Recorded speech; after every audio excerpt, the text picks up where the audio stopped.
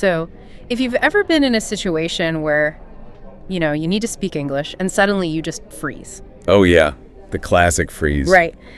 You hesitate, you pause. There is this awful, awkward silence while you just scramble for the right word. It feels like an eternity. It really does. But I want you to hear this loud and clear.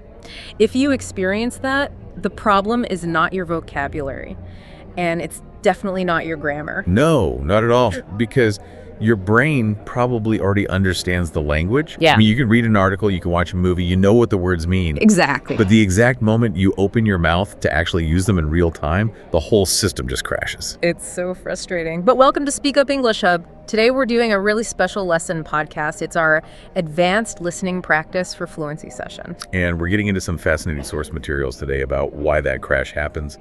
And, more importantly, how to actually fix it. Right, because this methodology we're looking at, it moves completely away from traditional studying.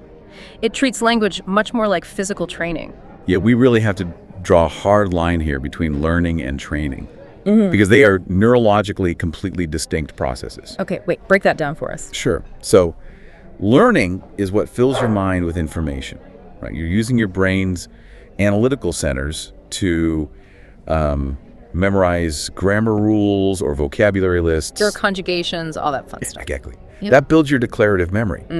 But training is what actually changes your physical behavior. I'm interested in. Yeah. Fluency doesn't come from storing more data in your analytical brain. It comes from training your motor cortex, your mouth, your vocal cords, even your breathing. They all have to sync up instinctively. Okay, let's unpack this, because I think a lot of people just assume they aren't studying hard enough, right? Like they need more flashcards. Right, which is the exact wrong approach. Yeah, because trying to speak English fluently just by memorizing grammar rules, it's like trying to learn how to ride a bicycle by reading a physics textbook. Oh, that's a perfect analogy. Right, like you can study the theory of balance, you can understand the exact gravitational forces, but when you actually sit on the seat and push the pedal... Your muscles have absolutely no idea what to do. Exactly. You are going to crash into a wall. Because your body needs procedural memory, not a mathematical equation.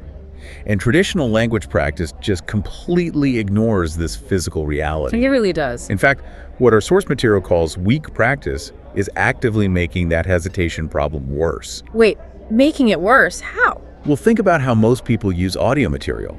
They listen to a clip, hit the pause button, translate the sentence in their head, formulate a response, and then speak it out loud really slowly. Listen, pause, translate, think, speak. Exactly. Which, I mean, that feels incredibly safe from the learner's perspective. Yeah. You want to make sure you have the tense right before you actually say it. It does feel safe, but it creates this false sense of security while literally damaging your real-world fluency. Wow. Damaging it. Yeah, because by relying on that sequence, you are training your brain's architecture to hesitate. You're building a neural pathway, like a toll booth in your mind, that demands a pause every single time you hear English. A mental toll booth. I love that. So to demolish that toll booth, the source advocates for this technique called real shadowing. Right, real shadowing. And real shadowing means you completely remove the pause button. You are speaking at the exact same time as the audio. Exactly at the same time. Yeah, you're moving with the sound like a literal physical shadow following someone down the street. You do not wait for them to finish. What's fascinating here is that fluency doesn't come from knowing more words. Right. It comes from training the brain and the mouth to just work together instantly. Just bypassing the translation completely. Right.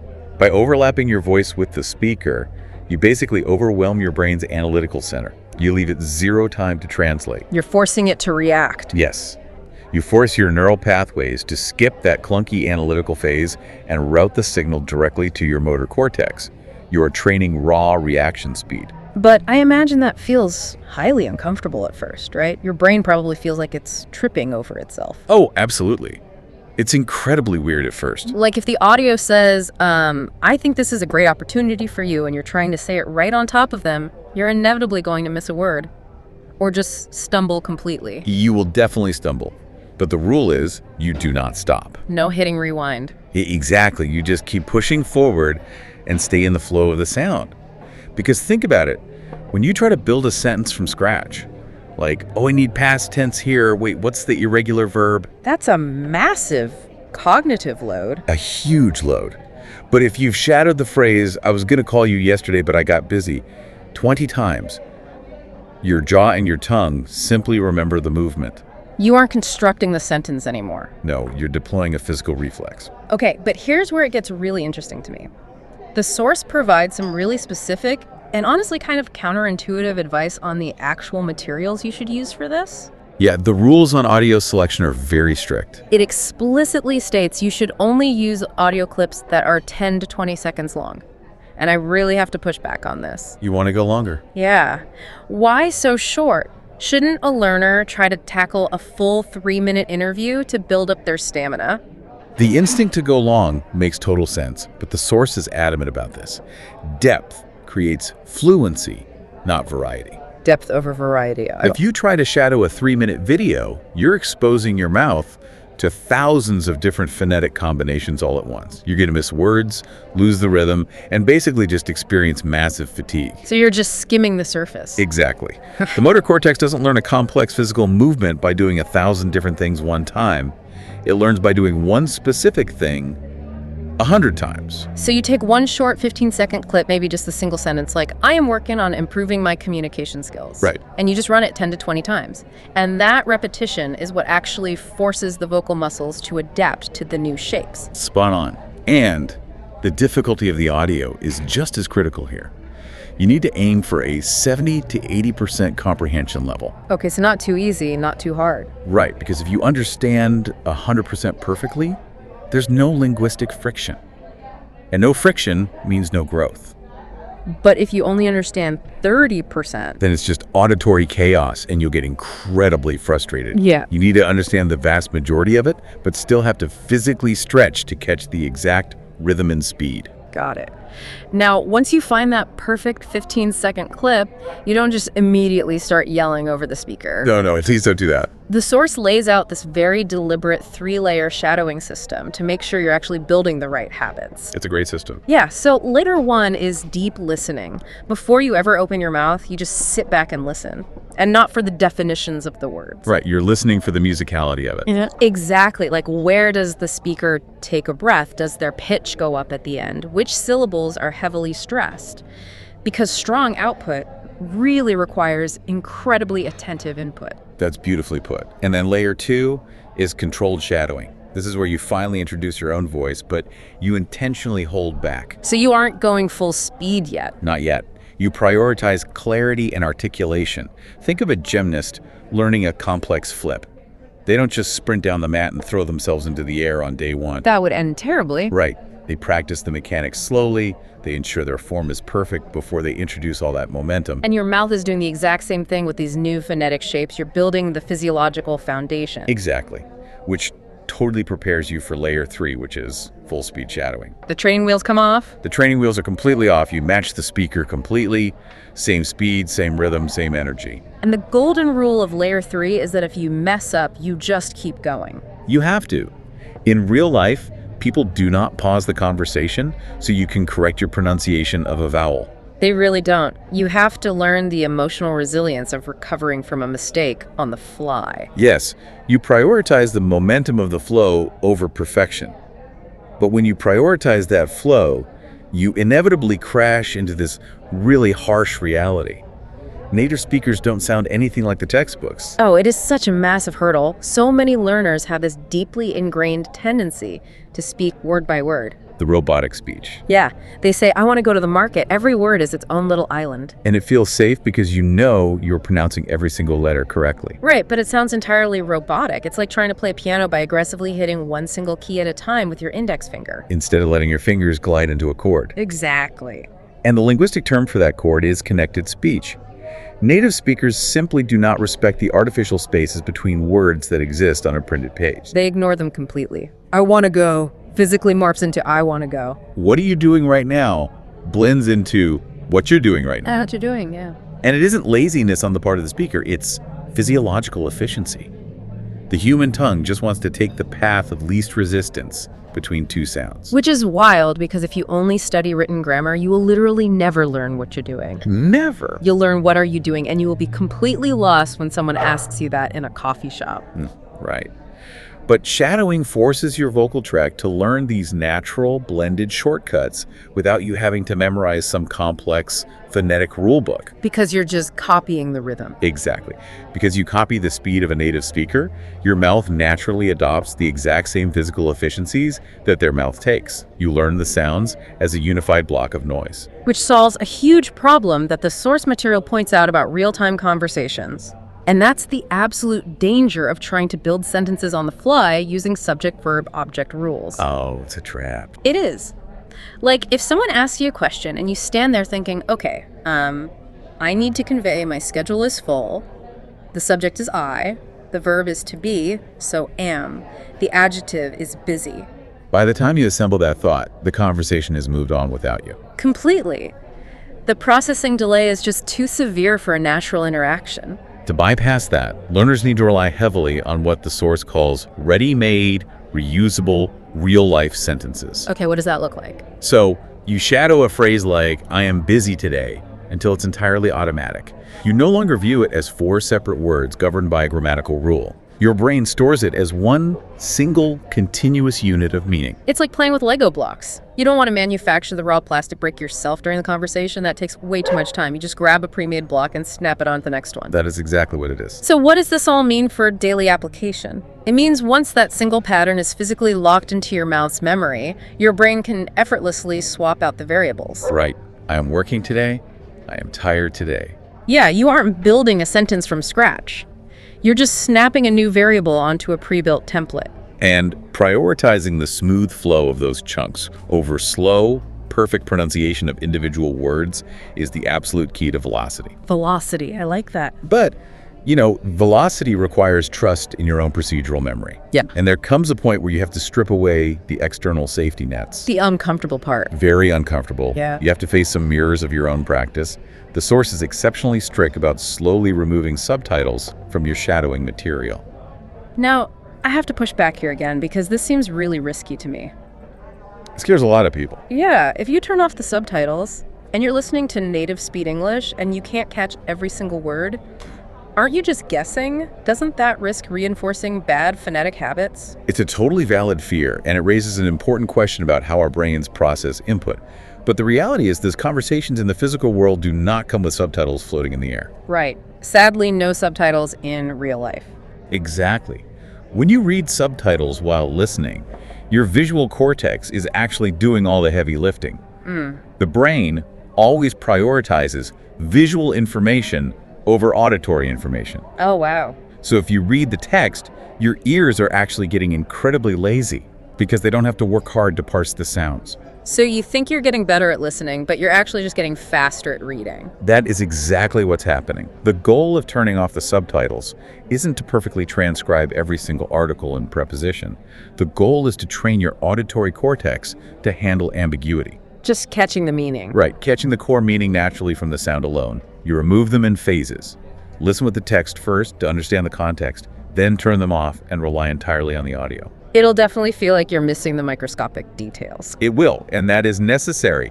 You don't need to catch every the or an to grasp the concept. You really have to get comfortable with the unknown. But speaking of getting uncomfortable, there is another step in this methodology that most people actively run away from. Because it's genuinely painful. Yes. You have to record yourself. It strips away all illusion. It is the ultimate reality check. It really is, because when you're shadowing in your room, the native audio is playing, you're speaking along, and you feel like an absolute superstar. You feel invincible. Yeah, because of bone conduction in your skull, your own voice sounds deeper, smoother, and perfectly in sync. You think, wow, I sound just like the recording. And then you listen to the playback on your phone. And it's brutal. The gap between your internal perception and your actual output is usually jarring. The recording reveals the slow speed, the broken flow, these unnatural pauses you didn't even realize you were making. Your voice just sounds unsure, and the rhythm is off. It hurts, but facing that gap is absolutely non-negotiable for progress. The improvement cycle has to be ruthless. You shadow the clip, record yourself, listen to the playback, compare it objectively to the original audio, and then repeat. You really have to be analytical about it. Exactly. Ask yourself, am I matching the tone? Am I hitting the stress points? Are my words connecting smoothly? Because You cannot fix a problem you refuse to acknowledge. The source makes a brilliant philosophical point here, too. True confidence does not come from avoiding reality. Confidence comes from correction. I love that. Right. When you face your mistakes, when you hear that clunky pause on the recording and actively fix it on the next take, your confidence is real because you know you are improving. You aren't just hoping you sound good. It's tangible progress. And once you've stripped away the visual crutch of the subtitles and you've faced the auditory reality of your recorded voice, you must take the absolute final step. The final boss. Exactly. Because shadowing, no matter how intense, is still ultimately just input. You are following a map that someone else drew. Oh, okay. Fluency requires independent output. You have to perform without the safety net of the audio altogether. Which highlights a massive hurdle the source identifies. Most learners do not have a knowledge problem. They have a stopping problem. The freeze response. You're speaking, you suddenly forget a specific word or you lose the thread of your thought and you just stop. Complete silence. The deer in the headlights look. We've all been there. You start a sentence like, I was going to tell you about the and then your brain goes completely blank on the noun. And that sudden stop shatters your momentum. It completely kills your confidence in that moment. You feel like you failed the whole interaction. But if we connect this to the bigger picture, fluency is forged in imperfect speaking, never in silence. So to cure the stopping problem, the source outlines a final daily exercise. What's the exercise? After you finish your shadowing practice, you must turn off all the audio, put the materials away, and speak completely alone for 30 to 60 seconds. Just talking to the wall in your living room. Literally. You take the topic you were just shadowing and you expand on it spontaneously. So if the phrase was, I am trying to improve my communication skills. You continue that thought into the void. You say, I am trying to improve my communication skills because I want to be more confident in my meetings. And the golden unbreakable rule of this solo exercise is you do not stop. Even if you use the completely wrong verb tense. Yes. Even if you forget the vocabulary word you desperately wanted to use. Especially then. You force your brain to find a detour. You describe the words you forgot. You substitute a simpler word. You completely pivot the structure of the sentence. You just keep moving. Exactly. You force your motor cortex to keep generating continuous output. This teaches your psychology that hitting a linguistic roadblock doesn't mean the conversation dies. It just means you take a different path to the same destination. We're basically training resilience right alongside fluency. Absolutely. But let's be entirely honest with the listener here. Doing all of this shadowing at full speed, recording your mistakes, speaking alone into the void without stopping it is physically and mentally exhausting. Oh, it's a workout. In that first week, your jaw is going to ache. Your tongue will literally feel heavy. Your brain will feel sluggish. Yeah, which is why the final piece of this entire methodology is the mindset of consistency. The fatigue you feel in week 1 is not a sign of failure. Not at all. It is the literal physiological sensation of new connections being built in your brain and your vocal muscles. A gradual transformation. Yeah. And the source lays down a very simple, non-negotiable metric for success here. It's not about studying for 3 manic hours on a Sunday and then ignoring it all week. That never works. No. It is about 10 to 15 minutes of highly focused training every single day. Motivation is a myth. It will fade. You will have days where you're tired, where you feel like you're actually getting worse. But you do your 10 minutes anyway. You do it anyway. Success in physical training is built entirely on the days you do not feel like practicing. So the metric of success changes. You have to stop asking yourself, why am I not fluent yet? Because that question just breeds anxiety and frustration. Exactly. Instead, you ask yourself one simple binary question every single night. Did I practice today? Did I practice today?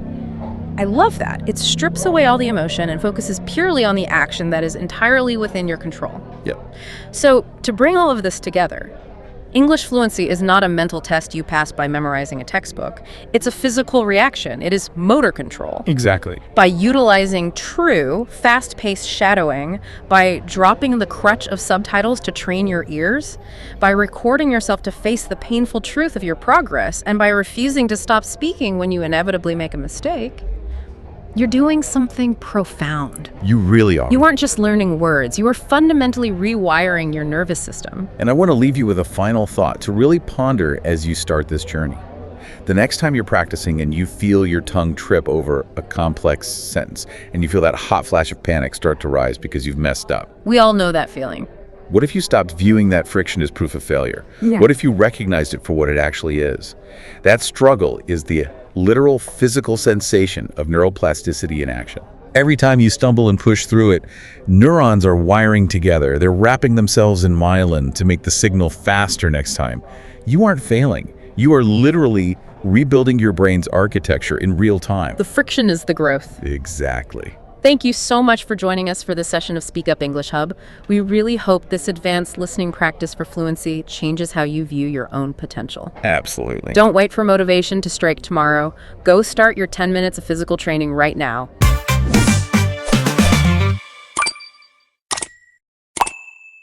Thanks for being with us. See you on our next video. Let's speak up.